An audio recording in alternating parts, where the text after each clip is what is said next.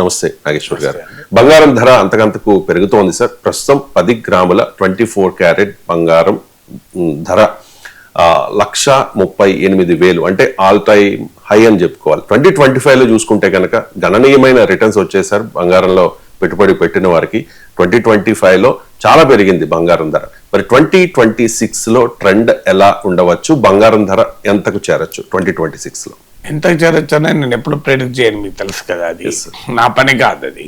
ఎందుకంటే ఎవరు ప్రెడిక్ట్ చేయలేరు. ఓన్లీ డైరెక్షన్ ఎటువైపు ఉండవచ్చు అనేది విశ్లేషించడమే ఎక్కువ. ఇక ప్రైస్ కూడా జ్యోతిష్యం చెప్పాను. 2026 ఎండింగ్ లో ఏ రేట్ ఉంటుంది అని నేను చెప్పగలుగుతాను. తెలిస్తే విశ్లేషణ ఆపేసి బంగారం వ్యాపారం చేసుకుంటాను. విశ్లేషణకు అది ఇంకా నయం కదా. అందువల్ల ఏదైనా గుర్తుపెట్టుకోవాల్సింది, ఎవరు ఏ ప్రిడిక్షన్లు చెప్పినా they are based on certain factors. ఆ ఫ్యాక్టర్స్ మారితే ప్రిడిక్షన్ రాంగ్ అవుతుంది, ఆ ఫ్యాక్టర్స్ కంటిన్యూ అయితే ప్రిడిక్షన్ కరెక్ట్ అవుతుంది. అందువల్ల మనం గుర్తుంచుకోవాలి, market investment are fundamentally risky.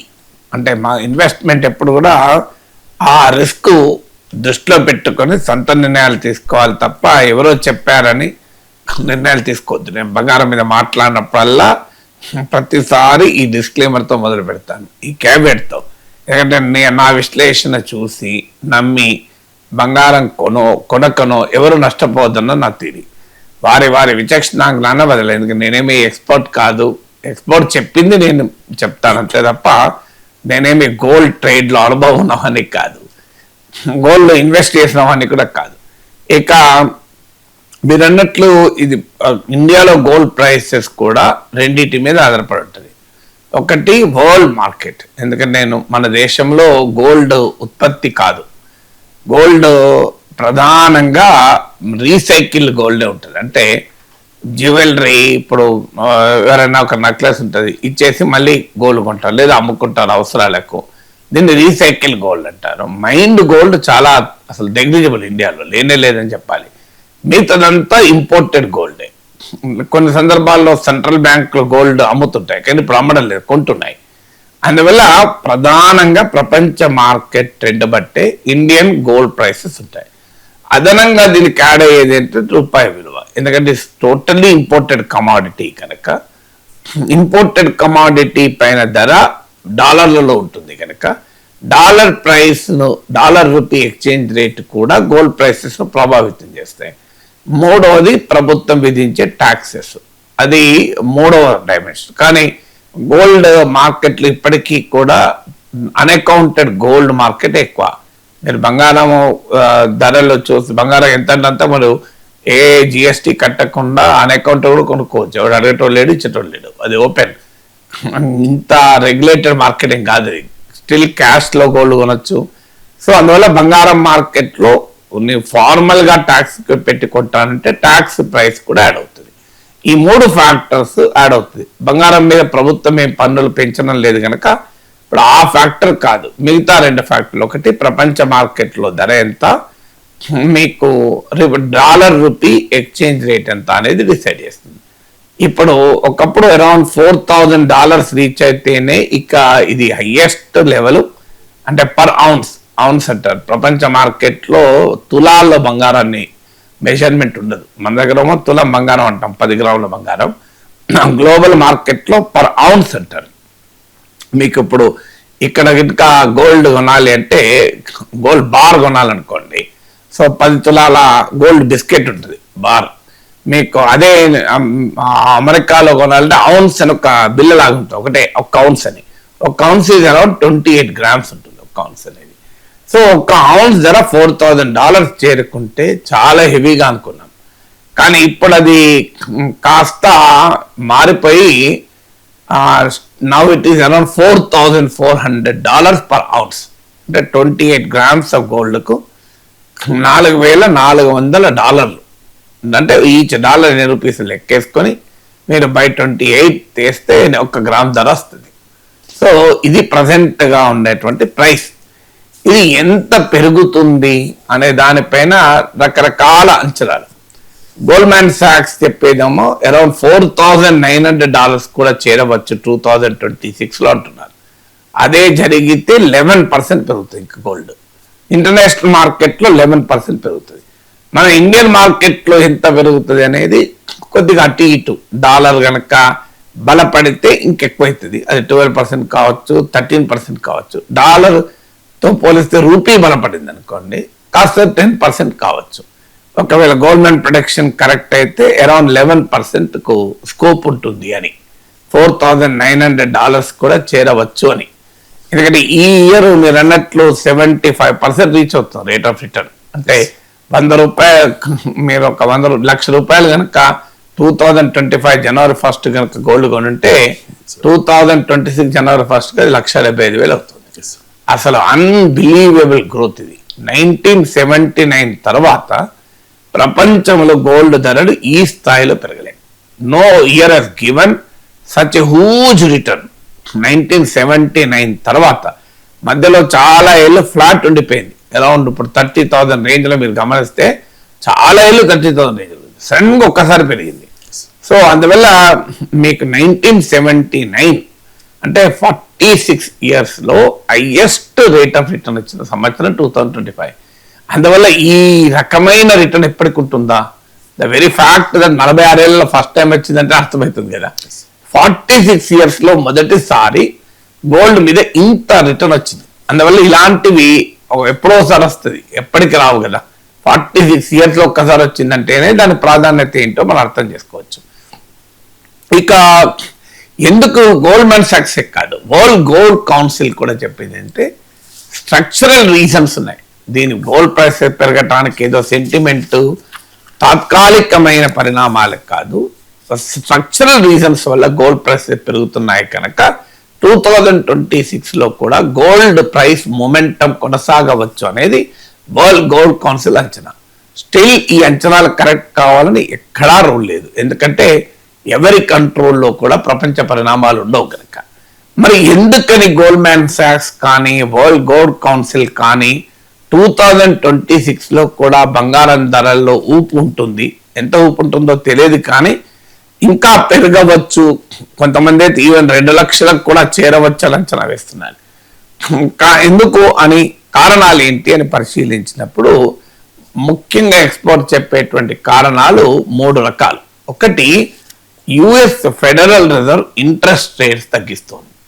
US Federal Reserve interest rate తగ్గించినప్పుడు మీకు ఆటోమేటిక్గా బాండ్ల పైన, డిపాజిట్ల పైన వచ్చే రిటర్న్ ఆన్ ఇన్వెస్ట్మెంట్ తగ్గిపోతుంది. వడ్డీ రేట్ తక్కువ ఉంటే ఆటోమేటిక్గా నీకు డాలర్ డినామినేటెడ్ అసెట్స్లో పెట్టుకుంటే వడ్డీ రేటు తగ్గిపోతుంది. అందువల్ల ఎప్పుడైనా మీకు ఈ వడ్డీ రేటు తగ్గినప్పుడల్లా కూడా గోల్డ్కు డిమాండ్ పెరుగుతుంది. ఎందుకంటే గోల్డ్కు ఉన్న అడ్వాంటేజ్ ఏంటంటే over a longer period gold better return ఇస్తుంది నమ్మకం. సో అందువల్ల మొదటి రీజన్ అది, యుఎస్ ఫెడరల్ ఇంట్రెస్ట్ రేట్స్ పడిపోతున్నాయి. సో రెండవది ఏంటంటే geo political tensions. Geo political tensions అంటే ప్రపంచంలో ఉండే రాజకీయపరమైన, ఆర్థికపరమైన, భద్రతాపరమైన సవాళ్ళు ఉన్నప్పుడల్లా గోల్డ్ ప్రైసెస్ పెరుగుతాయి. వాస్తవంగా జియో పొలిటికల్ టెన్షన్స్ ఉన్నప్పుడు డాలర్ ప్రైస్ కూడా పెరగాలి, కానీ ఇంట్రెస్టింగ్ ఏంటంటే డాలర్ ప్రైస్ ఓవరాల్గా తగ్గుతూ వస్తుంది. అఫ్ కోర్స్ ఇటీవల కాస్త ఇంప్రూవ్ అయినా మీకు 2025 బిగినింగ్లో డాలర్ ఇండెక్స్ 106 వరకు కూడా ఉంటే, 109 వరకు ఉంటే అది 96 పడిపోయి ఇప్పుడు మళ్ళీ 99 ఆ రేంజ్లో ఉంది. స్టిల్ అరౌండ్ 10% డాలర్ ప్రైస్ పడిపోయింది. సాధారణంగా జియో పొలిటికల్ టెన్షన్స్ ఉన్నప్పుడు డాలర్ ఇస్ అ సేఫ్ హ్యావెన్గా చూస్తారు, కానీ అమెరికా అధ్యక్షుడు ట్రంప్ అనుసరిస్తున్న విధానాలు సృష్టించిన అనిశ్చిత వాతావరణం వల్ల, అన్సర్టనిటీ వల్ల డాలర్ ప్రైస్ పడిపోతుంది. సో డాలర్ ప్రైస్ పడిపోతుంది, వడ్డీ రేట్లో తగ్గుతున్నాయి అమెరికాలో. సో డాలర్ ఈల్డ్ తగ్గిపోతుంది. అందువల్ల ఇప్పుడు ఇక ఈ టైంలో ఏకైక సేఫ్ హ్యావెన్గా, అంటే సురక్షితమైన పెట్టుబడిగా గోల్డ్ కనబడుతుంది. ఇది రెండవ ఫ్యాక్టర్. మీకు జియో పొలిటికల్ టెన్షన్స్ చూస్తే తాజాగా వెనిజులా, అమెరికా వెనిజులా మధ్య తీవ్ర స్థాయిలో ఉద్రిక్తతలు పెరుగుతున్నాయి. అమెరికా వెనిజులాను ఆక్రమించవచ్చని కూడా వార్తలు వస్తున్నాయి. ప్రెసిడెంట్ ట్రంప్ కూడా దాన్ని రూల్ అవుట్ చేయలేదు, ఆ పాసిబిలిటీని. మీకు నావల్ బ్లాకేడ్ ఆఫ్ వెనిజులా జరుగుతోంది. ఇప్పటికీ 20-30 బోట్లను ధ్వంసం చేసింది America. Venezuela oil blockade, Venezuela చమురు రవాణాను ఆపేసింది. సో ఇక్కడ ఈవెన్ ఇన్వేషన్, మరో ఇరాక్ లాగా, మరో ఆఫ్ఘనిస్తాన్ లాగా, మరో లిబియా లాగా అమెరికా బలగాలు వెనుజులాలో ఎంటర్ అయ్యేటువంటి పరిస్థితులు కనబడుతున్నాయి. అదే జరిగితే ఒక ప్రొలాంగ్డ్ సివిల్ వార్ వెనుజులాలో జరగచ్చు. Venezuela is one of the oil rich countries కనుక వరల్డ్ ఆయిల్ ప్రైసెస్ పైన దాని ప్రభావం పడే అవకాశం ఉంటుంది. అంటే అమెరికా వెనుజులాల మధ్య పెరుగుతున్న జియో పొలిటికల్ టెన్షన్స్ కాస్త జియో ఎకనామిక్ ప్రెషర్స్ ను పెంచే అవకాశం ఉంది. దీనికి తోడు ఉక్రెయిన్ వార్ 2025లో కాస్త హోప్ కనిపించింది, ఇక అయిపోతుంది అని అనుకున్నారు. కానీ ఎలాంటి డిసిసివ్ ముందడుగు లేదు, నిర్ణయాత్మకమైన ముందడుగు లేదు. అందువల్ల ఉక్రెయిన్ వార్ 2026లోనైనా ఆగుతుందా, దీనికి ఒక పరిష్కారం దొరుకుతుందా అనేది అనుమానాస్పదమే. తాజాగా యూరోపియన్ యూనియన్ ఉక్రెయిన్ కు భారీ సహాయ ప్యాకేజీని ఆమోదించింది. సో అందువల్ల మీకు ఏం జరుగుతుంది అనేది స్టిల్ అన్సర్టెన్. పుటిన్ మాత్రం చాలా బలంగా తన వైఖరి పైన ఉన్నాడు. నాటో సభ్యత్వాన్ని వదులుకోవడానికి యుక్రెయిన్ ముందుకొచ్చినా ఈ ఉక్రెయిన్ రష్యాల మధ్య శాంతి ప్రక్రియ ఇప్పటికైతే స్పష్టంగా మనకు ఎలాంటి సంకేతం లేదు ఆగుతుందని. తాజాగా మళ్ళీ వెనుజులా సంక్షేమం కూడా ఆడింది. Geopolitical, geoeconomic pressures పెరిగినప్పుడు సేఫ్ హ్యావెన్ వైపుగా ఇన్వెస్టర్ పోతాడు. సేఫ్ హ్యావెన్ ప్రపంచంలో రెండే రెండు, ఒకటి డాలర్, రెండు gold. So dollar already weakness ఉంది కనుక, డాలర్ వడ్డీ రేట్లు తగ్గడం వల్ల ఈల్డ్ ఇవ్వడం లేదు కనుక గోల్డ్కు డిమాండ్ పెరుగుతుంది. ఇది రెండో ఫ్యాక్టర్. మూడో ఫ్యాక్టర్ ఏంటంటే డిమాండ్. సో డిమాండ్ ఫ్యాక్టర్లో మూడోది ఏంటంటే సెంట్రల్ బ్యాంక్స్ గోల్డ్ కొంటున్నాయి. మీకు ఎప్పుడైతే ఈ అన్సర్టనిటీ పెరుగుతుందో ఒక ఎనీ ఇన్వెస్టర్ లాగా సెంట్రల్ బ్యాంక్ కూడా ఒక ఇన్వెస్టరే. అంటే సెంట్రల్ బ్యాంక్స్ అంటే మన రిజర్వ్ బ్యాంక్ ఆఫ్ ఇండియా లాంటివి. ఇవి దేశ మ్యాక్రో ఎకనామిక్ స్టెబిలిటీ అంటారు. స్థూల ఆర్థిక స్థిరీకరణ కోసం, మ్యాక్రో ఎకనామిక్ స్టెబిలిటీ కొరకు ఫారిన్ ఎక్స్చేంజ్ రిజర్వ్స్ ను మెయింటైన్ చేస్తుంది. ప్రతి కంట్రీ మెయింటైన్ చేస్తుంది.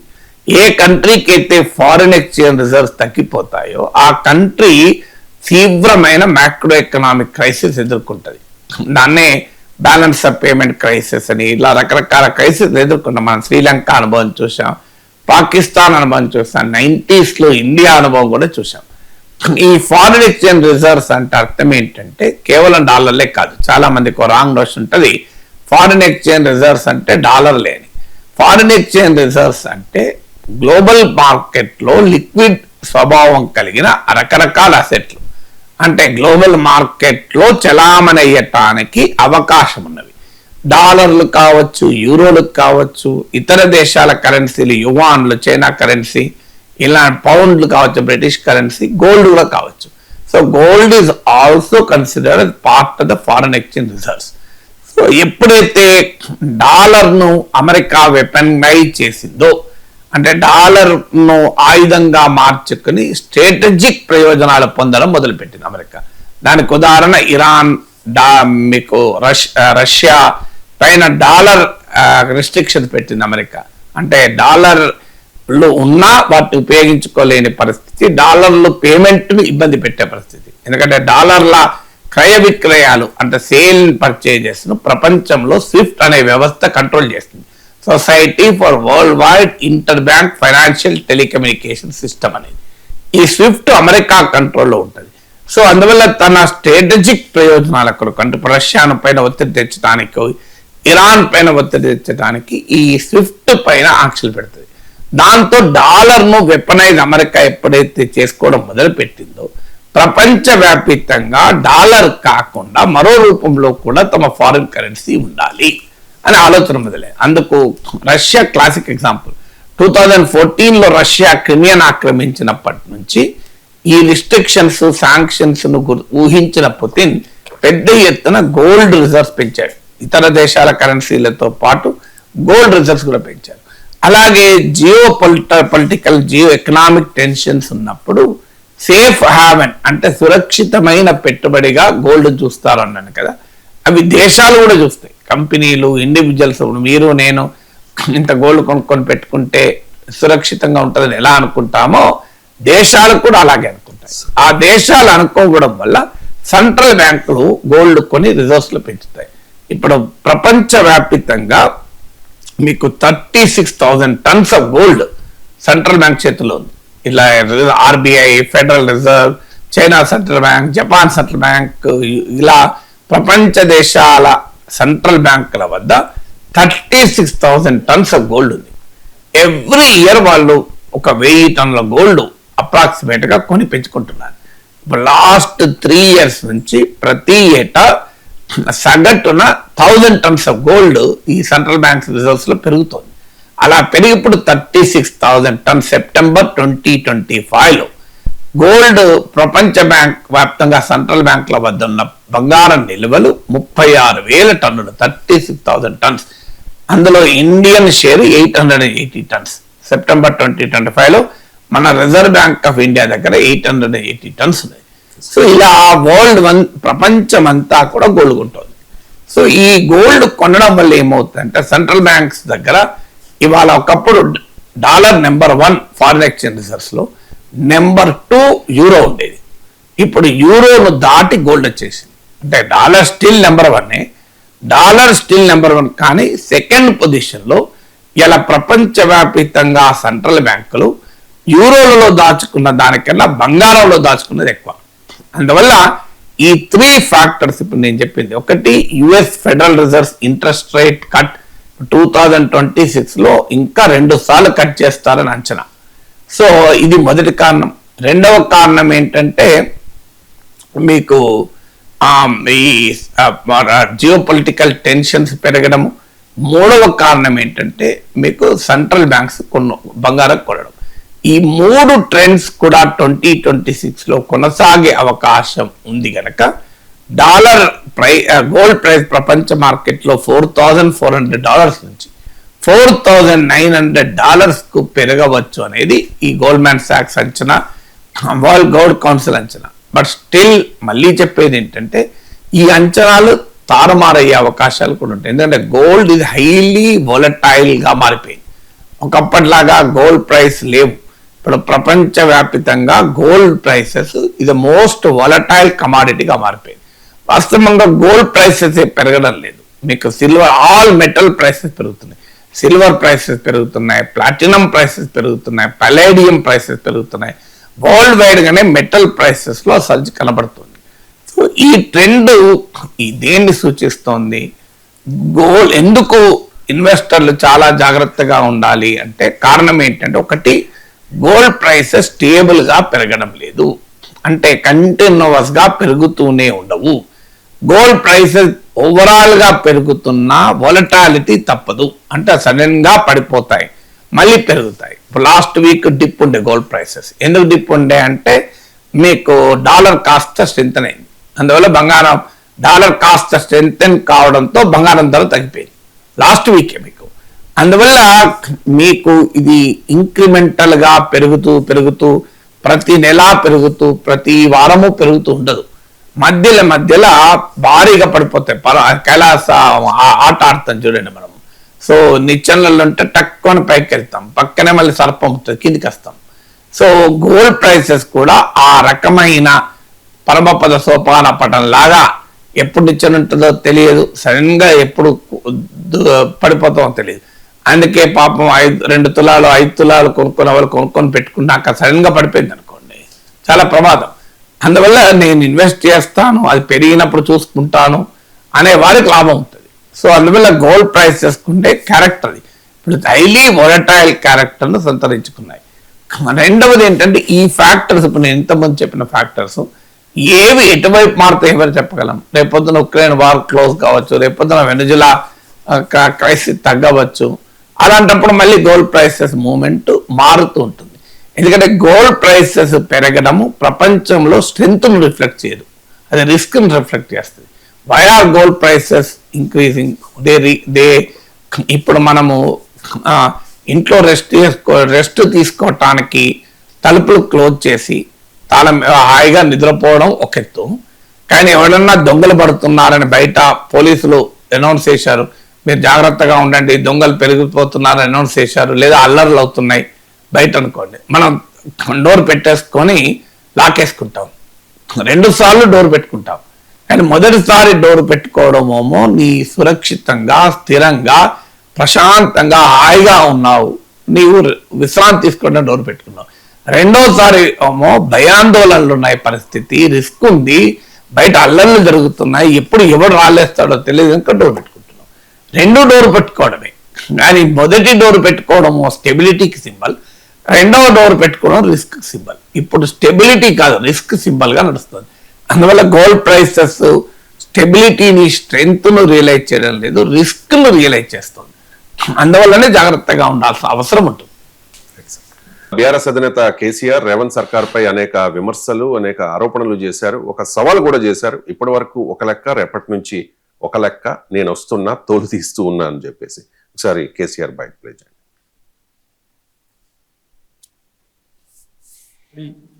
మేము అదొకటి ఇదొకటి అడ్డం పొడుగు మాట్లాడి, కిరికిరి మాటలు మాట్లాడి, ఈ కారు కూతలు కూసి ఏదో చేస్తామనుకుంటే నడవదిగా.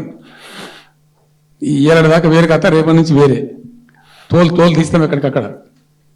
ప్రజలు ఖచ్చితంగా ఎక్కడ చేస్తాం, అడుగున చెక్ చేస్తాం, ప్రతి విషయంలో చెక్ చేస్తాం. Sufficient time we have given. మేము తొందరపడి మేము ఎందుకు కనేరి అయ్యి మా ప్రభుత్వం 5,000 వచ్చింది అనేటువంటి ఒక పిచ్చి పిచ్చి అయ్యి అట్లా మేము చేయలే. మేము అదొకటి ఇదొకటి అడ్డం పొడుగు మాట్లాడి, కిరికిరి మాటలు మాట్లాడి, ఈ కారు కూతలు కూసి.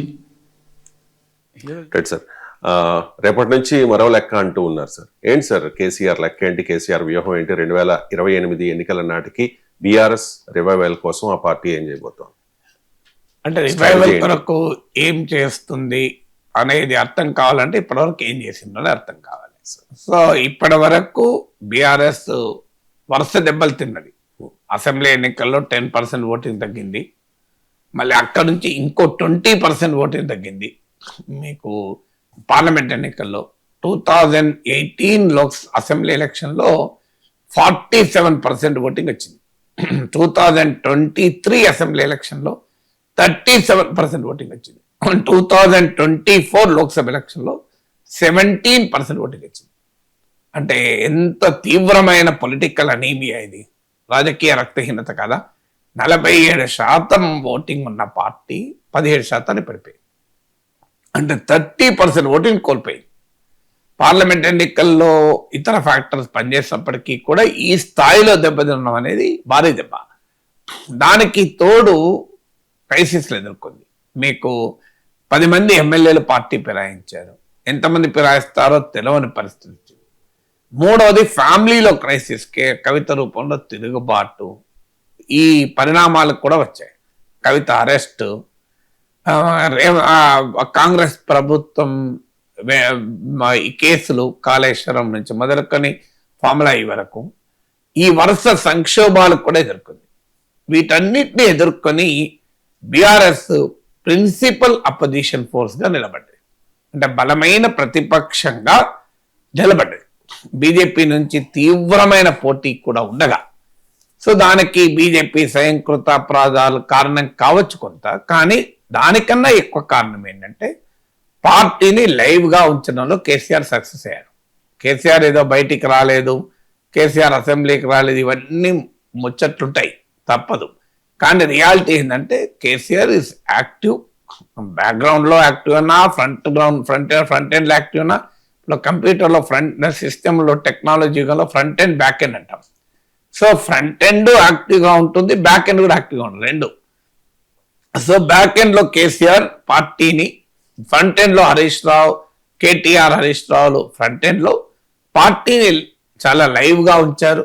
దాని ప్రభావమే మన జూబ్లీ హిల్స్ బై ఎలక్షన్ లో గట్టి పోటీ ఇవ్వడం, మీకు గ్రామ పంచాయత్ ఎన్నికల్లో కూడా రీజనబుల్లీ గుడ్ షో.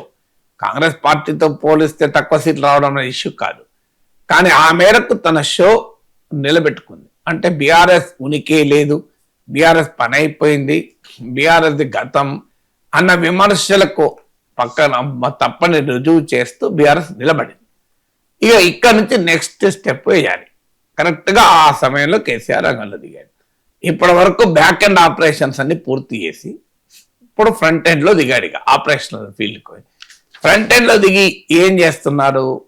ఒకటి, కాంగ్రెస్ ప్రభుత్వ వైఫల్యాలను, కాంగ్రెస్ ప్రభుత్వ చర్యల వల్ల అసంతృప్తి చెందడమను, ఇలాంటి అంశాల పైన ఆల్ అవుట్ స్ట్రీట్ బ్యాటిల్లోకి వస్తున్నారు. ఇప్పుడు రాష్ట్ర వ్యాప్తంగా 4 సభలు పెట్టబోతున్నారు. అంటే ఆ కాంగ్రెస్ పార్టీ పట్ల ఏ చిన్న వ్యతిరేకత ఉన్నా దాన్ని పొలిటికల్ గా గల్వనైజ్ చేసుకోవాలన్నది కేసీఆర్ మొదటి వ్యూహం. ఎందుకంటే జూబ్లీ బై ఎలక్షన్ లో బీఆర్ఎస్ అనుభవం ఉంది. ఇనీషియల్ స్టేజ్ లో బీఆర్ఎస్ వాజ్ లీడింగ్. నేను చాలాసార్లు చెప్పాను అది. మీకు చివరి 1 వీక్ వరకు కూడా బీఆర్ఎస్ లీడింగ్. స్టార్టింగ్ లో అయితే మోర్ దెన్ 10% లీడ్, తర్వాత కూడా 5-6% లీడ్. అంటే అసంతృప్తి స్పష్టంగా కాంగ్రెస్ ప్రభుత్వం పైన, రేవంత్ ప్రభుత్వం పైన కనిపించింది. అయితే ఆ అసంతృప్తిని పొలిటికల్ అండ్ పోల్ మేనేజ్మెంట్ ద్వారా కాంగ్రెస్ ఓవర్కమ్ చేసుకోగలిగింది. అంటే అసంతృప్తిని మేనేజబుల్ స్థాయిలో ఉండవచ్చు, కానీ అసంతృప్తి అయితే ఉంది. అందువల్ల కేసీఆర్ అంచనా ఏంటంటే ఈ అసంతృప్తిని పొలిటికల్ గా గల్వనైజ్ చేయడంలో పూర్తి స్థాయిలో సక్సెస్ కాకపోవడం వల్ల జూబ్లీహిల్స్ లో ఫలితం ఇలా వచ్చింది.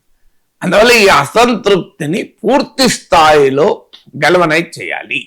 అంటే ఏ ప్రభుత్వం అధికారంలో ఉన్నా ఖచ్చితంగా అసంతృప్తి ఉంటుంది. ఎక్స్పెక్టేషన్స్, ఆస్పిరేషన్స్ ఎక్కువ ఉంటాయి, పర్ఫార్మెన్స్ తక్కువ ఉంటుంది, కొన్ని హామీలు అమలు చేయరు.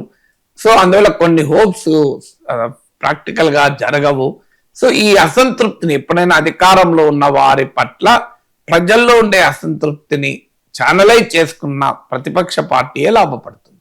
సో ఆ పని చేయబోతున్నాడు. అంటే యాంటీ కాంగ్రెస్ ఫుల్ స్టీమ్ లో రాబోతున్నాడు. ఇది మొదటిది. ఇప్పటి వరకు ఒక ఎత్తు, ఇక ముందు ఒక ఎత్తు అంటే ఇప్పటి వరకు పార్టీ చేస్తున్న దాన్ని మరింత సంఘటితం చేయబోతున్నాడు.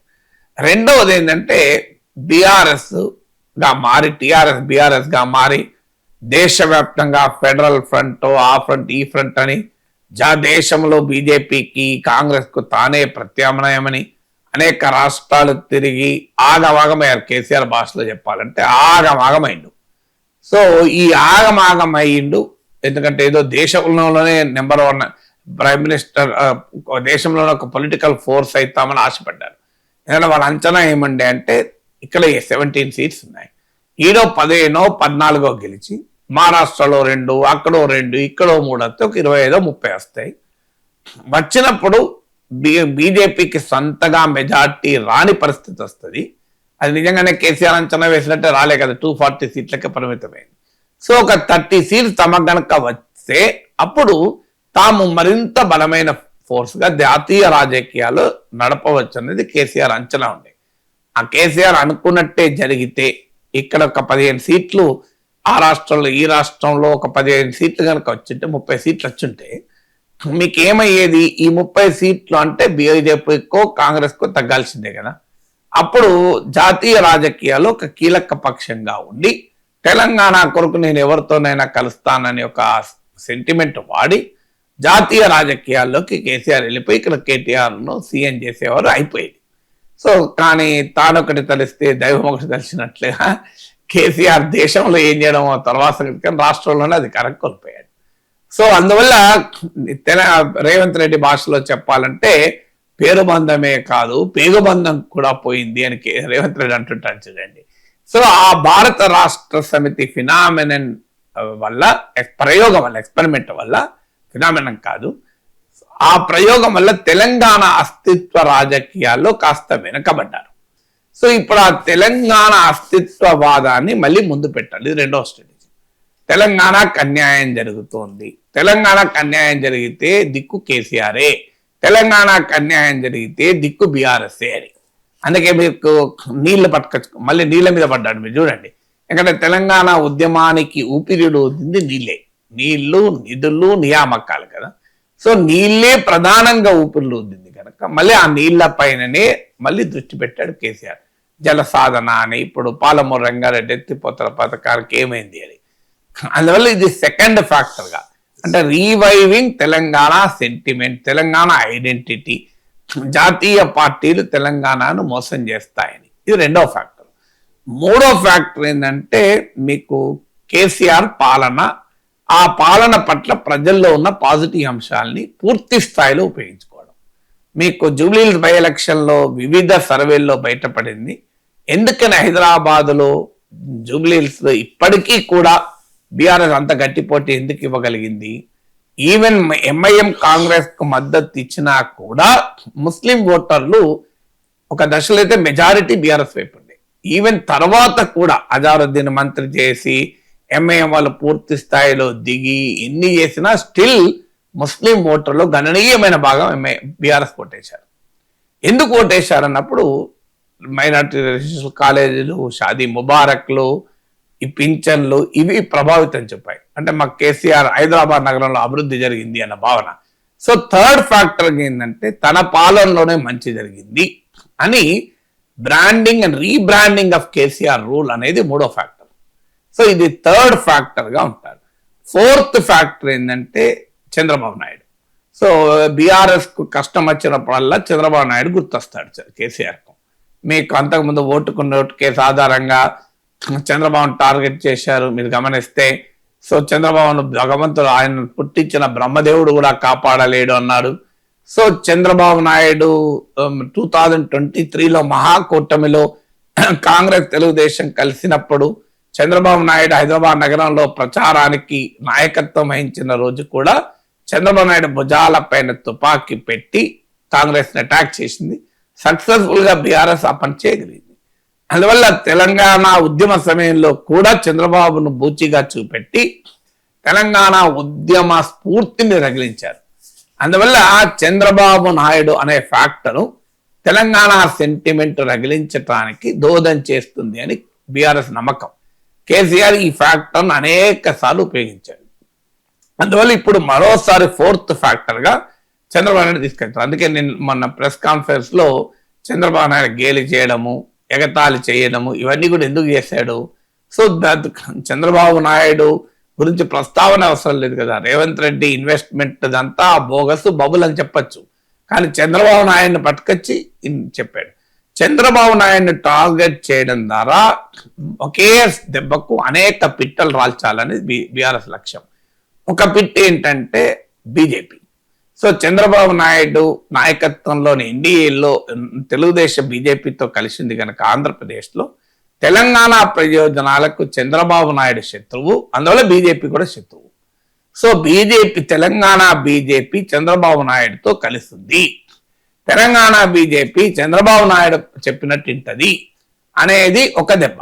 అంటే ఒకే చంద్రబాబు నాయుడు అనే ఒక బాణం వేస్తే 3 పిట్టలు తగలాలి. ఒక పిట్ట మీకు బీజేపీ, రెండో పిట్ట రేవంత్ రెడ్డికి తగలాలి. అంటే రేవంత్ కు చంద్రబాబుకు సాన్నిహిత్యం ఉంది కనుక రేవంత్ రెడ్డి మీకు నిజంగా కూడా చంద్రబాబు అభిమానులు, తెలుగుదేశం శ్రేణులు రేవంత్ రెడ్డి అంటే ఊగిపోతున్నారు. అవి ఎందుకో తెలియదు కానీ మీకు ఆంధ్రప్రదేశ్లో, తెలంగాణలోనే కాదు, రేవంత్ రెడ్డికి సిగ్నిఫికెంట్ ఫాలోయింగ్ ఆంధ్రప్రదేశ్లో ఉంది. ఆంధ్రప్రదేశ్లో తెలుగుదేశం శ్రేణులు కూడా రేవంత్ రెడ్డి అంటే చాలా అభిమానంతో పొంగిపోతూ ఉంటారు. సో అందువల్ల ఆ రేవంత్ రెడ్డి కూడా చంద్రబాబు నాయుడుకు సన్నిహితుడు అనే డైమెన్షన్ పట్టుకొచ్చి రెండవ దెబ్బకు ఆ బాణం రెండవ పిట్టగా రేవంత్ రెడ్డిని అటాక్ చేయాలని. మూడవది ఏంటంటే తెలంగాణ సెంటిమెంట్ రగిలించడానికి. అంటే ఒకే చంద్రబాబు నాయుడును ముందు పెట్టడం ద్వారా 3 ప్రయోజనాలు పొందాలి. బీజేపీని దెబ్బ కొట్టాలి, రేవంత్ దెబ్బ కొట్టాలి, తెలంగాణ సెంటిమెంట్ రగిలించాలి. ఇది 4th పాయింట్. 5th పాయింట్ ఏంటంటే బీజేపీ. ఇక బీజేపీ కూడా ఇప్పుడు నేను అన్నాడు బీజేపీ తెలంగాణకు పట్టిన శని అని. ఎందుకంటే అపోజిషన్ స్పేస్ లో బీజేపీ ఎప్పుడైనా బీఆర్ఎస్ కు ఛాలెంజర్. సో ఇప్పుడు కాకపోయినా రేపు ఎప్పుడైనా బీజేపీ ఎమర్జ్ కావచ్చు. ఎందుకంటే వనరులు ఉన్న పార్టీ, సమర్థవంతమైన నాయకత్వం, జాతీయ స్థాయిలో ఉన్న పార్టీ, అంగట్లో అన్ని ఉన్న అల్లున్నొట్లో శని అనే టైప్ లో బీజేపీ తెలంగాణలో ఉంది. అందువల్ల అల్లున్నొట్లో శని ఎప్పుడైనా పోవచ్చు, అంగట్లో అన్ని ఉన్నాయి కదా. సో అందువల్ల ప్రిన్సిపల్ ఛాలెంజర్ గా అపోజిషన్ స్పేస్ లో బీజేపీ ఎమర్జ్ అవుతుంది. అందుకే బీఆర్ఎస్ ఫైట్ ఎప్పుడు కూడా 2 అంచెల్లో ఉంటుంది. ఒక అంచెలో అధికార కాంగ్రెస్ తో ఫైట్, రెండవది అపోజిషన్ స్పేస్ లో బీజేపీతో fight. Jubilee Hills by elections, local bodies by elections లో బీఆర్ఎస్ కు బీజేపీ పైన ప్రిన్సిపల్ అపోజిషన్ స్పేస్ లో తిరుగులేని ఆధిపత్యం వచ్చింది. లోక్సభ ఎన్నికల్లో బీజేపీకి ఆధిపత్యం వస్తే వాళ్ళు జార విడుచుకున్నారు. సో అందువల్ల బీజేపీని కూడా లిమిటెడ్ గా, ఎక్కువ కాకపోయినా లిమిటెడ్ గా అటాక్ చేస్తూ ఉంటారు అడపాలి. ఎందుకంటే బీజేపీ బీఆర్ఎస్ ఒక్కటే అన్న కాంగ్రెస్ ప్రచారానికి వాల్యూ రాకూడదని కూడా. సో అందువల్ల 5వ ఫ్యాక్టర్ గా బీజేపీని అటాక్ చేస్తాడు. సో కేసీఆర్ ఈ 5 అంచెల వ్యూహంతో రంగంలో దిగుతాడు. 6వ ఫ్యాక్టర్ ఏంటంటే నరేటివ్ అరౌండ్ కేసీఆర్. ఇప్పటికీ కూడా తెలంగాణలో KCR strength, KCR weakness BRS కు. సో కేసీఆర్ కు పైన ఎన్ని విమర్శలు ఉన్నా, ఆయన యాటిట్యూడ్ మీద విమర్శలు ఉండొచ్చు, ఆయన చిక్కడు దొరకడు, ఆయన ప్రజలకు యాక్సెస్, నువ్వు ఎన్నన్నా చెప్పండి, తెలంగాణ సమాజంలో KCR has his own political stature. ఎందుకంటే అది తెలంగాణ ఉద్యమం ఇచ్చిన స్టేచరు. ఉద్యమ అనంతరం ముఖ్యమంత్రిగా నవ తెలంగాణకు సారథ్యం వహించడం వల్ల వచ్చిన స్టేచర్ ఇది.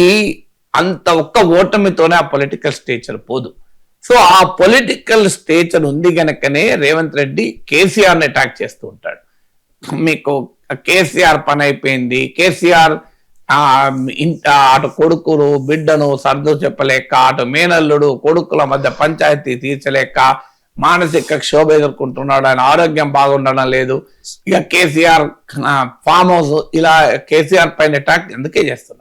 అవన్నీ తప్పని, తాను కూతురు తిరుగుబాటును కేర్ చేయను, ఎవరిని పట్టించుకోను, నేను వీటన్నిటికీ అతీతము, ఇవన్నీ నాకేం కొత్త కాదు, నా ఆరోగ్యానికి ఏమైంది, బ్రహ్మాండంగా ఉన్నా నేను.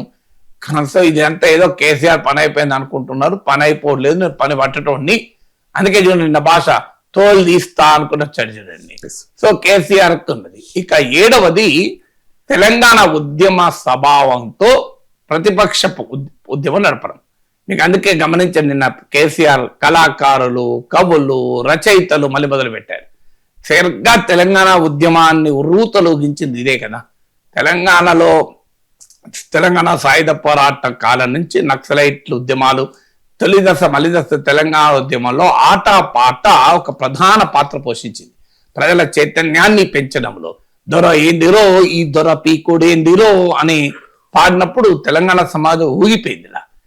మీకు అక్కడి నుంచి మొదలుకొని జయ జయ హే తెలంగాణ అని ఇలా పాట ఆట అనేది తెలంగాణ ఉద్యమానికి, తెలంగాణలో సామాజిక రాజకీయ చైతన్యానికి ఊపిరిలోది.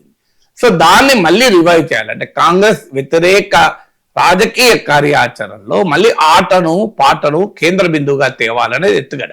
అందుకే నిన్న ప్రత్యేకంగా అన్నారు చూడండి, కవులు కళాకారులు అని అన్నాడు.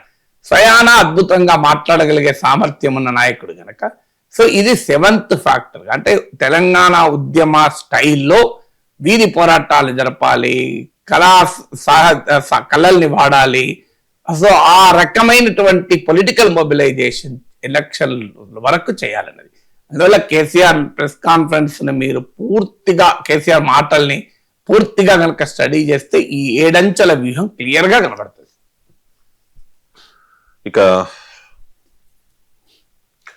నామినేటెడ్ పదవులు పొందిన జనసేన నాయకులతో అధినేత పవన్ కళ్యాణ్ సమావేశం నిర్వహించారు సార్. ఈ కార్యక్రమానికి పెట్టిన పేరు పదవి బాధ్యత అని చెప్పి. ఆ కార్యక్రమంలో జగన్ ప్రస్తావన కూడా పవన్ కళ్యాణ్ తీసుకొచ్చారు.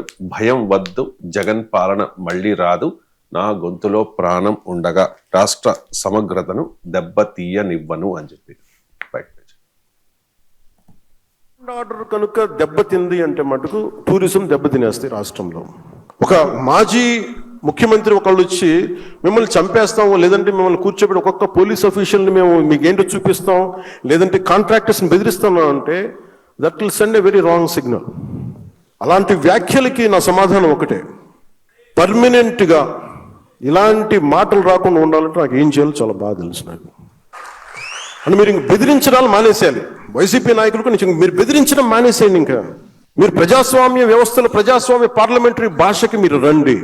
ఇంకా మీరు బెదిరించడం మానేయాలి. అలాగే ఎవరన్నా అధికారులు కానీ ప్రజల్లో కానీ ఎవరన్నా ఉంటే ఒకవేళ వాళ్ళు వచ్చేస్తారేమో అప్పుడు ఏంటి, అలాంటి పరిస్థితులు రావు. ఎందుకు రావు కూడా చెప్తాం. దీనికి నేను లాజికల్ రీజనే చెప్తాను. మీరు ఎంత కొట్టుకున్నా కొట్లాడినా మీ ఓట్ శాతం సర్టన్ తగ్గుద్దా పెరుగుద్దా మీరు కాబట్టి ఇంకొకరికి వెళ్తుంది ఆ పార్టీ, ఆ ఓట్ బ్యాంక్.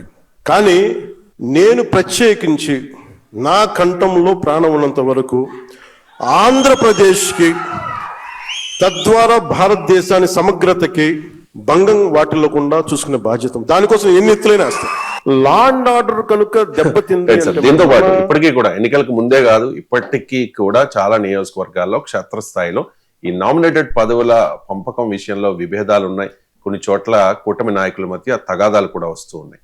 దీనికి సంబంధించి కూడా పవన్ కళ్యాణ్ ఒక స్పష్టత ఇచ్చారు. కూటమి కారణంగా ఇబ్బందులు తప్పవు, మానసికంగా సిద్ధం కండి అని చెప్పి.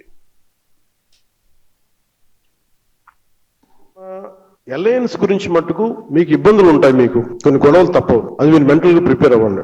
సీట్లు వాటాల్లో కావచ్చు, ఇంకోటి కావచ్చు, మీకు గొడవలు అనేది తప్పదు, మీకు ఇబ్బందులు తప్పవు. కానీ మీ లీడర్షిప్ లో మీరు ఎలా ఓవర్కమ్ చేసి మీరు ఎదుగుతారనేది మీ లీడర్షిప్. మీ leadership is not about heated arguments. Leadership is all about how well you communicate your point of view. అంటే మీ స్టాండ్ మీరు ఎంత బలంగా చెప్పగలరు, ఎంత హేతువుతో చెప్పగలరు.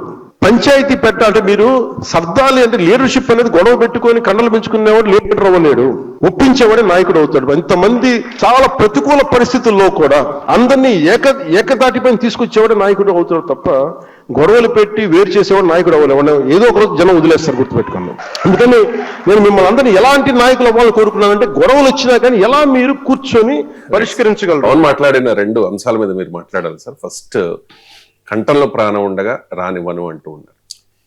ఇప్పుడు అంటే పోలీసులను ప్రతిపక్షాలను ఉన్న వాళ్ళు బెదిరించిన, అధికారులు ఉన్న వాళ్ళే బెదిరించారు. పవన్ కళ్యాణ్ బెదిరించారు కదా ఎస్పీల్ని, ఐపీఎస్లు మీరు ఏం చేస్తున్నారని హోంమంత్రిని ఆక్షేపిస్తూ చేసిన ఉపన్యాసంలో మీకు ఐపీఎస్, నాకు గుర్తున్నంత వరకు ఐపీఎస్లను కూడా బెదిరించారు. మీరు ఐపీఎస్లు ఏం చేస్తున్నారు అని వైజాగ్ లో నాకు గుర్తున్నంత వరకు. ప్రతిపక్షంలో ఉండగా సార్, ప్రతిపక్షం ఈవెన్ అధికారంలో ఉన్నప్పుడు కూడా మీరు నా హోంమంత్రి పదవి తీసుకుంటాను అన్నప్పుడు పోలీసుల పని విధానంపై కూడా చాలా తీవ్రంగా భీమవరం డిఎస్పీ జయసూర్య మీద కూడా డిఎస్పీ పైన కూడా పడ్డాడు. అందువల్ల పోలీసుల పైన అధికార పాలన ఉన్నవారే చేస్తే ప్రతిపక్షం ఉన్నవారు ఎలాగూ చేస్తారు. సో ఇవన్నీ పాలిటిక్స్ ఉంటాయి. కానీ పవన్ కళ్యాణ్ ఏంటంటే ఈ 2024 ఎలక్షన్స్ కు ఉపయోగపడిన స్ట్రాటజీని కంటిన్యూ చేస్తున్నాడు, ఎక్స్టెండ్ చేస్తున్నాడు. ఎందుకంటే రాష్ట్రంలో ఉన్న రాజకీయ పరిస్థితులు మారలేదు కనుక. అంటే చంద్రబాబు ప్రభుత్వం పైన పెద్ద ఎత్తున అసంతృప్తి పెరిగి ఈ ప్రభుత్వం మాకు ఉండకూడదు అనే వాతావరణం ఎక్కడా లేదు. మీకు ఈవెన్ టుడే ఎన్నికలు జరిపినా 50% ఎబోనే మీకు కూటమి ఓట్లు వస్తాయి. అందుకే చూడండి, చంద్రబాబు నాయుడు అన్నాడు మొన్న 51% సంతృప్తి ఉంది అని. సో అది నిజం. ఇప్పుడు రకరకాల సర్వేలు నేను ఇదివరకు కూడా చెప్పాను. ఏ అధ్యయనం చేసినా ఆ 2024లో ఉన్న రాజకీయ పరిస్థితుల్లో పెద్దగా తేడా లేదు. వైసీపీ తన 40% ఓట్ బ్యాంకును కన్సాలిడేటర్ గా నిలబెట్టుకుంటోంది. 50% ఓటు బ్యాంకును కూటమి నిలబెట్టుకుంటోంది. ఇక మీకు అంటే భారీ ఎత్తున ఓట్ షిఫ్ట్ జరగలే. ఇప్పటికి కూడా 18 months అయినా కూడా మీకు స్వింగ్ కాలే వాతావరణంలో. కొన్ని విషయాల్లో సంతృప్తి ఉంది చంద్రబాబు పాలన పట్ల, కొన్ని విషయాల్లో అసంతృప్తి ఉంది కూటమి పాలన పట్ల. మీకు అసంతృప్తి ఉన్న అంశాల్లో రైతుల గిట్టుబాటు ధరల విషయంలో అసంతృప్తి ఉంది. మీకు ఉద్యోగాల కల్పన విషయంలో యూత్ లో అశాంతి, అసంతృప్తి, అసహనం పెరుగుతోంది. మీకు ప్రైవేట్ మెడికల్ కాలేజీల విషయంలోనైతే తీవ్రమైన వ్యతిరేకత, నెగిటివ్ వచ్చింది. అది పొలిటికల్ గా పెద్ద ఎంతగా కూటమిని దెబ్బతీస్తుందని నేను చెప్పలేను. కానీ పర్సెప్షన్ లో వారిలో మాత్రం కూటమి దెబ్బతిన్నది. కానీ జగన్ అంటున్నట్లు సూపర్ 6 పైన అసంతృప్తి లేదు, రిలేటివ్లీ సంతృప్తి ఉంది.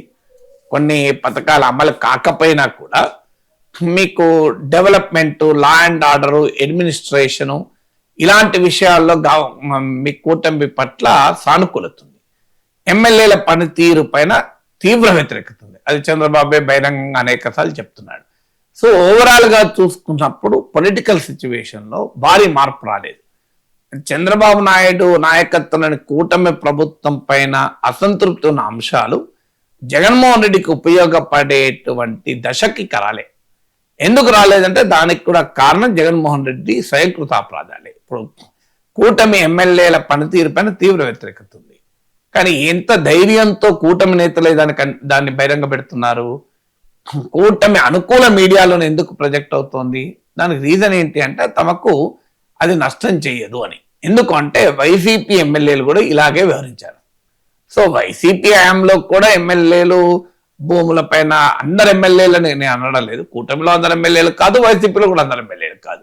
కానీ భూములు, గనులు, ఈ మద్యము, ఇసుక ఇదంతా అప్పుడు కూడా నడిచింది. అందువల్ల టీడీపీ ఎమ్మెల్యేలు కూటమి ఎమ్మెల్యేలు చేసిన వ్యవహారాలపైన వ్యతిరేకత ఉంటే అదేమీ వైసీపీకి అనుకూలంగా ఉండదు అనేది వాళ్ళ నమ్మకం.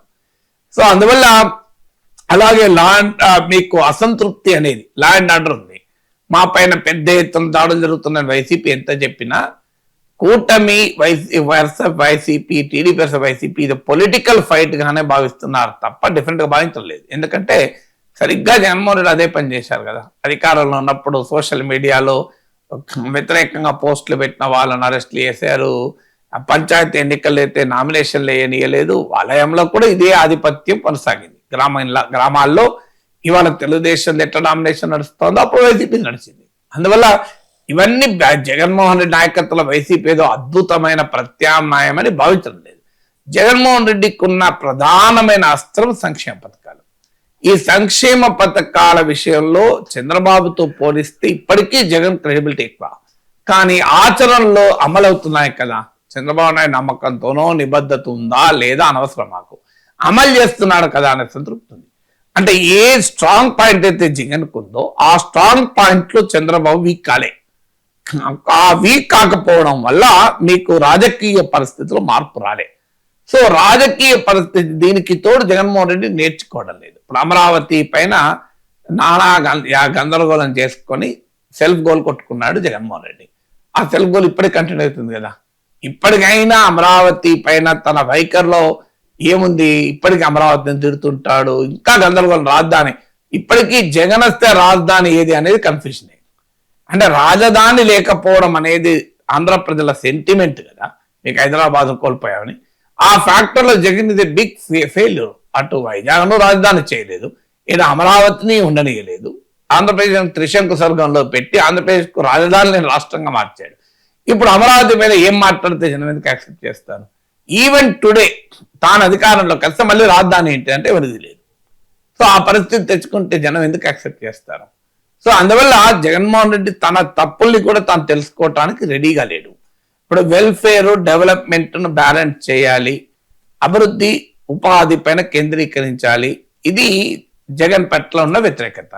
జగన్మోహన్ రెడ్డి దీనికి ఆన్సర్ ఏంటి? నా హయాంలో బ్రహ్మాండంగా అభివృద్ధి జరిగింది అంటున్నాడు. సో నా హయాంలో బ్రహ్మాండంగా అభివృద్ధి జరిగింది, బ్రహ్మాండంగా పెట్టుబడులు వచ్చాయి, బ్రహ్మాండంగా ఉపాధి కల్పించా, అన్ని బాగున్నాయి, ప్రజలకు ఏదో బుర్రలేక ఒట్లేలే అనే ధోరణిలో ఉన్నాడు తప్ప తను ఎక్కడ ఫెయిల్ అయ్యాడని గుర్తించడానికి జగన్ సిద్ధంగా లేడు. సో ఆటోమేటిక్ గా కూటమి పైన వ్యతిరేకత వచ్చిన రోజు నాకే ఓట్లేస్తాను, ఇంకెవరికి వేస్తాను యాంగిల్లో ఉన్నారు. సో ఇవన్నీ కూడా కూటమికి అడ్వాంటేజ్ గా మారుతున్నాయి. క్షేత్రస్థాయిలో ఇప్పటికీ బలాబలాల్లో ఓవరాల్ గా ఒక కాన్స్టిట్యున్సీ అటు ఒక కాన్స్టిట్యున్సీ ఇటుండవచ్చు, కానీ 2024 నాటి మ్యాక్రో పొలిటికల్ సిచ్యువేషన్ లో పెద్ద చేంజ్ రాలే. అంటే క్వాలిటేటివ్ చేంజ్ రాలే, క్వాంటిటేటివ్ చేంజెస్ ఉండొచ్చు, గుణాత్మకమైన మార్పు రాలే, గుర్తించదగ్గ మార్పు రాలే. ఇది పవన్ కళ్యాణ్కు తెలుసు గనక స్టిల్ 2024 లో జనసేనకు 21 సీట్లు ఇచ్చి 100% స్ట్రైక్ రేట్ కారణమైన ఈ కూటమి అనే ఫ్యాక్టర్ ను అంత గట్టిగా ఒక్కి చెప్తున్నాడు. వట్టిగేది పవన్ కళ్యాణ్ ఏదో ఆలోచన లేకుండా మాట్లాడుతున్నాడు అనుకుంటే పొరపాటు. సో స్టిల్ ఆ ఫ్యాక్టర్ క్షేత్రస్థాయిలో ఇప్పటికీ కూడా టీడీపీ జనసేనల మధ్య రిలేషన్షిప్ క్షేత్రస్థాయి వరకు బలంగా ఉంది. కొన్ని ఇబ్బందులు ఉన్నా, కొన్ని సహజంగా ఒకే పార్టీలోనే నాయకుల మధ్య ఉంటది, రెండు పార్టీల మధ్య ఉండకుండా ఉంటుందా? క్షేత్రస్థాయిలో అనివార్యంగా ఉంటుంది. పదవుల పంపకం విషయంలో కావచ్చు, ఆధిపత్యం కొరకు కావచ్చు, అవన్నీ అనివార్యం. అది ఒకే పార్టీలోని 2-3 నాయకుల మధ్యనే ఉంటది. కానీ క్షేత్రస్థాయిలో టీడీపీ జనసేనల బంధం చాలా బలంగా ఉంది. టీడీపీ జనసేనల వల్ల ఏర్పడిన సామాజిక బంధం, అసహజమైన సామాజిక సమీకరణాన్ని చెప్పాను, ఎప్పుడు చెప్తుంటాను. అన్నేచురల్ సోషల్ కోalition కూడా బలంగా ఉంది. దీన్ని జగన్మోహన్ రెడ్డి బ్రేక్ చేయలేకపోతున్నాడు.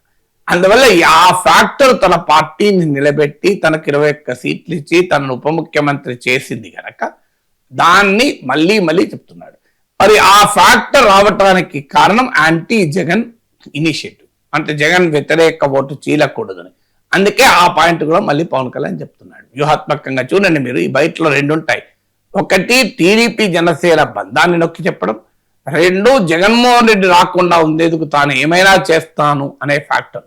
ఆ 2 ఫ్యాక్టర్లే 2024 లో పవన్ కళ్యాణ్ ను ఈ స్థాయికి తెచ్చింది, కూటమిని అధికారంలోకి తెచ్చింది. ఆ 2 ఫ్యాక్టర్స్ ఇంకా క్షేత్రస్థాయిలో రిలవెంట్ గా ఉన్నాయి కనుక ఆ అంశాలను చెప్తున్నాడు. కానీ అధికారంలోకి వచ్చాక పవన్ కళ్యాణ్ ఇక్కడ నుంచి నెక్స్ట్ స్టేజ్కి వెళ్ళాలి అంటే తాను డీమార్కెట్ చేసుకోగలగాలి, కానీ అక్కడ ఫెయిల్ అవుతున్నాడు. అంటే ఈ స్టిల్ సీన్ అదే ఎక్స్టెన్షన్ ఆఫ్ టీడీపీ. జనసేన ఒక సెపరేట్ పార్టీ, నువ్వు అవునన్నా కాదన్నా ఆ పార్టీ అస్తిత్వం నిలబడాలి అంటే పార్టీకి ఇండిపెండెంట్ స్టాండ్ ఉండాలి. ఏ అంశం పైన కూడా is unable to create an impact. ఇది పవన్ కళ్యాణ్ వల్ల రాష్ట్రంలో జరిగింది, ఇది పవన్ కళ్యాణ్ వల్ల రాష్ట్రం జరిగింది. ఈ అంశం పైన జనసేన విధానం డిఫరెంట్, వైఖరి డిఫరెంట్. కూటమిలో ఉండొచ్చు, ఇప్పుడు మీ కూటమిలో ఉన్నా కూడా తమ వైఖరి డిఫరెంట్ అని చెప్పుకుంటారు. ఇప్పుడు బీజేపీ ఎన్డీఏలో ఉన్నా కూడా మీకు తమ వైఖరిని ఎక్కడా వదులుకోవడం లేదు కదా. ఇప్పుడు ఉదాహరణకు మీకు ముస్లిం రిజర్వేషన్ ఇష్యూ ఉంది, మీకు లోకేష్ మా దృష్టిలో ఇది సామాజిక న్యాయము బుజ్జగింపు కాదు అన్నాడు. బీజేపీని అడగారు, మీరు బుజ్జగింపు అని చెప్తారు ఓపెన్ గా, ఇది బుజ్జగింపు అని. ఎక్కడ తేడా ఏం లేదు కదా, వాళ్ళ వైఖరి వాళ్ళు చెప్పుకుంటున్నారు కదా. సో వారు ఎక్కడ కాంప్రమైజ్ కాదు. మీరు బీజేపీ మిత్రపక్షాల వైఖరిలో చూడండి, బీజేపీ రూట్లకు మిత్రపక్షాలు వస్తాయి. తెలుగుదేశము జనసేనలు ఇప్పుడు హిందుత్వ పాలిటిక్స్ ఎత్తుకుంటున్నాయి, కానీ బీజేపీ ఎక్కడన్నా తమ హిందుత్వ పాలిటిక్స్ వదులుకున్నదా? సో బీజేపీ వదులుకోదు, బీజేపీ దారికి మిత్రులు వస్తారు. సో అది ఎందుకో దానివల్లనే బీజేపీ ఇంత బలంగా ఉండగలుగుతోంది, పెరుగుతోంది. జనసేన కూడా తెలుగుదేశం దారిలోనే నేను ఎల్లకాలం శాశ్వతంగా ఉంటాను అంటే నీకెందుకు ఓటేయాలి? తెలుగుదేశం ఓటేయచ్చు కదా.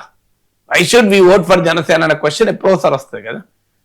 లేదు, తెలుగుదేశం పట్ల ఉండే అసంతృప్తి జనసేనకు కూడా తగులుతుంది, తెలుగుదేశం పట్ల సంతృప్తి జనసేన లాభం అవుతుంది. ఇప్పుడు వాస్తవంగా తెలుగుదేశం పట్ల ఉన్న సంతృప్తి జనసేన కూడా కలిసేస్తుంది. కానీ జనసేన కంటూ సొంత ఏరియా ఆఫ్ ఆపరేషన్ లేదు, పవన్ కళ్యాణ్ కంటూ సొంత ఏరియా ఆఫ్ ఆపరేషన్ లేనప్పుడు ఏమవుతుందంటే కూటమిగా టీడీపీ ఒక పార్టీ, జనసేన ఒక పార్టీ అనే డైమెన్షన్ దాటి బలమైన పార్టీ బలహీనమైన పార్టీని కన్జ్యూమ్ చేస్తుంది. ఇప్పుడు చరిత్రలో మనం ఎక్కడైనా చూడండి, చాలా చోట్ల జరుగుతుంది. ఎందుకంటే బలమైన పార్టీతో బలహీనమైన మిత్రపక్షం, అంటే బలహీనమైన అంటే తక్కువ బలం ఉన్న, బలహీనమైన కాదు, తక్కువ బలమైన మిత్రపక్షం డిమార్కెట్ చేసుకోకపోతే మీకు ఏమవుతుంది అంటే దాని కన్జ్యూమ్ అయిపోతుంది. కాలక్రమేణా రాజకీయాల్లో జరిగేది అదే. ఆ పొరపాటు చేసిన వాళ్ళందరూ నష్టపోతారు. చరిత్రలో మీరు చూడండి ఎక్కడైనా. సో డిమార్కెట్ చేసుకోకపోతే the less smaller ally will be consumed by the bigger ally. ఇప్పుడు అదే జరిగింది మీకు మహారాష్ట్రలో, శివసేన బీజేపీ కన్జ్యూమ్ చేసింది కదా. సో ఎప్పుడు కూడా ఆ డిఫరెన్షియేషన్ చేసుకోకపోతే దెబ్బతింటారు. జనసేన అక్కడ మాత్రం దెబ్బతింటుంది. అప్పుడు ఏం జరుగుతుంది అంటే లాంగ్ టర్మ్ లో టీడీపీ విల్ కన్జ్యూమ్ జనసేన. మీరు చూస్తూ ఉండండి, అనివార్యంగా అని చెప్పి ఇప్పటికిప్పుడు టీడీపీతో గొడవ పెట్టుకోమని నేను చెప్పడం లేదు. గొడవ పెట్టుకుంటే మొదటికే మోసం, ఖచ్చితంగా మొదటికే మోసం. ఎందుకంటే ప్రజలు అది కోరుకోవడం లేదు. ప్రజలు టీడీపీ జనసేన కలిసి ఉండాలని కోరుకుంటున్నారు. జగన్ రావద్దు అంటే టీడీపీ జనసేనలు కలిసి ఉండాల్సిన చారిత్రక అవసరం ఉందని భావిస్తున్నారు. అందువల్ల anti Jagan sections TDP Janasena మధ్య బలమైన అలియన్స్ కోరుకుంటున్నారు. కానీ అదే సమయంలో పార్టీ పెరగటానికి, పార్టీ బలమైన పార్టీలోకి కన్జ్యూమ్ కాకుండా ఉండాలంటే స్మాలర్ అలై తమ ఇండిపెండెంట్ యూనిక్ ఐడెంటిటీ కాపాడుకోవాలి. అక్కడ జనసేన ఫెయిల్ అవుతుంది. సో తెలుగుదేశం ఎక్స్టెన్షన్ లాగా కనబడుతోంది తప్ప సెపరేట్ గా ఈ అంశము జనసేన, ఈ అంశం పవన్ కళ్యాణ్ అని చెప్పుకునే పరిస్థితి కనిపించడం లేదు. Right sir, thank you so much sir.